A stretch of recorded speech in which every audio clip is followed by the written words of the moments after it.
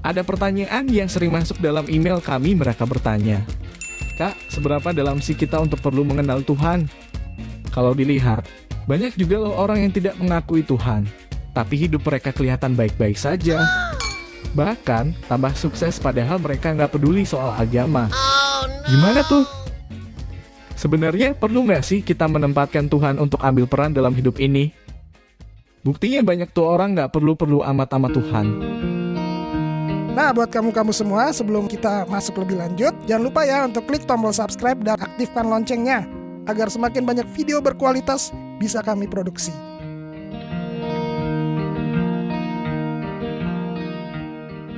Manusia dapat memiliki keberadaan yang fana tanpa mengakui Allah. Namun tidak bisa hidup tanpa Allah.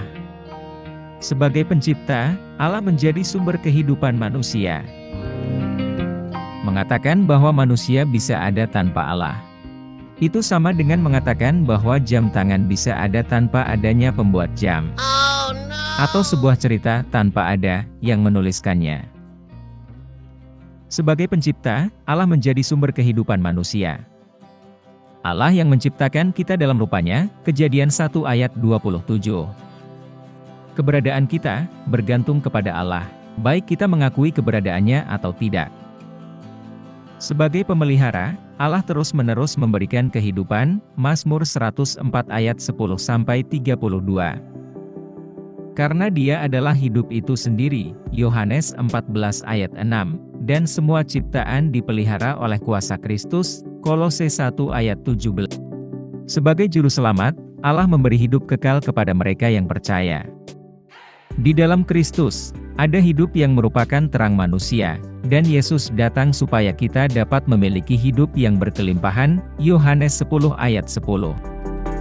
Semua yang percaya kepadanya dijanjikan hidup kekal bersama dengan Dia. Dan tentunya, dia harus mengenal Yesus Kristus dan mengakuinya. Yohanes 17 ayat 3. Tanpa Allah, manusia hanya memiliki hidup jasmani belaka. Allah memperingatkan Adam dan Hawa bahwa pada hari mereka menolak Dia, mereka pasti akan mati. Kejadian 2 ayat 17. Sebagaimana yang kita ketahui, mereka pun melanggar perintah Allah. Namun waktu itu mereka tidak mati secara fisik. Tetapi, mereka mati secara rohani. Ada sesuatu di dalam mereka yang mati. Hidup rohani yang mereka pernah alami, persekutuan dengan Allah, pengalaman rohani, kedekatan tanpa batas, kebebasan untuk menikmatinya, kepolosan dan kemurnian jiwa mereka, semuanya langsung hilang.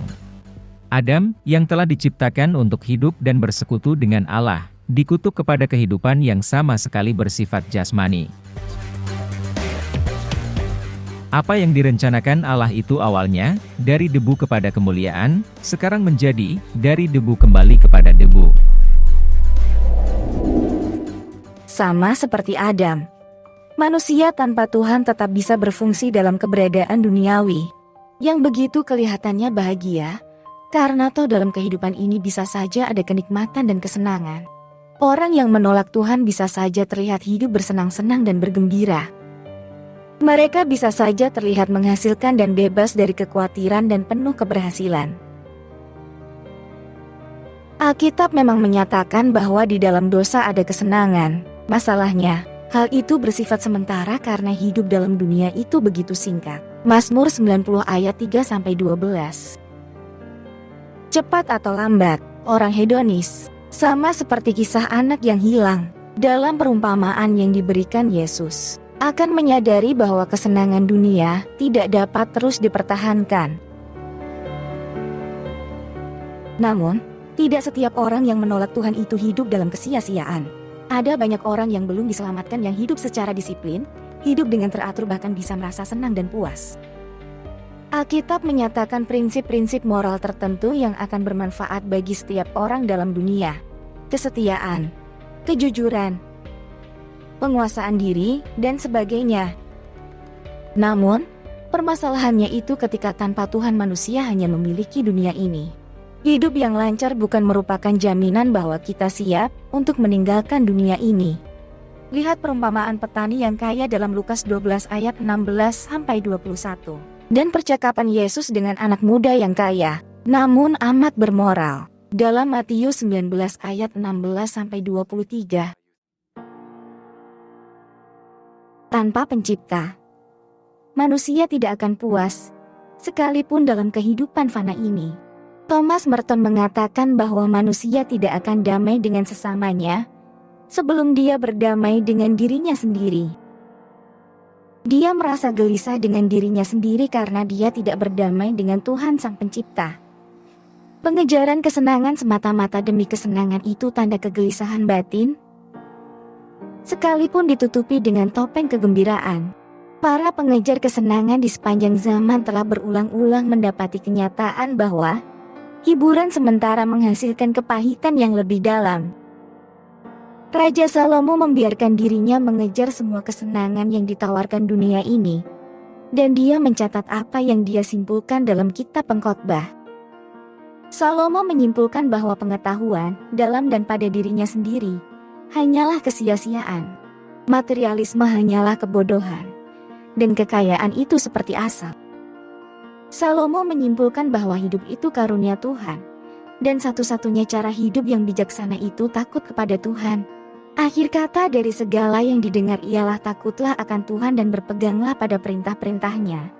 Karena ini adalah kewajiban setiap orang. Karena Tuhan akan membawa setiap perbuatan ke pengadilan yang berlaku atas segala sesuatu yang tersembunyi, entah itu baik, entah itu jahat. Dengan kata lain, hidup itu bukan sekedar dimensi fisik saja. Yesus menekankan poin ini ketika dia mengatakan, ada tertulis manusia hidup bukan dari roti saja, tetapi dari setiap firman yang keluar dari mulut Tuhan. Matius 4 ayat 4. Bukan roti jasmani, namun firman Tuhan alias makanan rohani yang memelihara kehidupan kita. Blaise Pascal mengatakan, adalah sia-sia, hai manusia, untuk mencari dalam dirimu sendiri obat penawar untuk segala kesengsaraanmu. Manusia hanya dapat menemukan hidup dan kepuasan ketika dia mengakui Tuhan Sang Pencipta.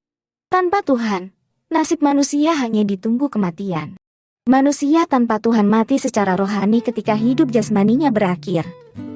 Dia menghadapi kematian yang berkelanjutan dan terpisah dari Bapa untuk selama-lamanya. Saudara, jika Anda saat ini merasa bahwa kamu sudah mulai melupakan Tuhan dan mengabaikan hal-hal yang bersifat rohani, ketahuilah Anda mungkin hidup, tapi perhatikanlah kehidupan rohanimu. Sadarlah bahwa tanpa Tuhan kita tidak akan memiliki hidup yang sejati dan kelak ketika kita kembali pulang. Siapkah kamu memberi pertanggungjawaban atas hidup kita ini di hadapan Sang Pencipta, sumber kehidupan, dan yang memimpin jiwa kita kepada sumber mata air kehidupan, yang membawa kita kepada kehidupan yang kekal. Bagaimana pendapat kamu? Kalau ada masukan, kritik ataupun pendapat, silakan tulis di kolom komentar di bawah ya. Like jika suka, dan jangan lupa share ke teman-teman kamu.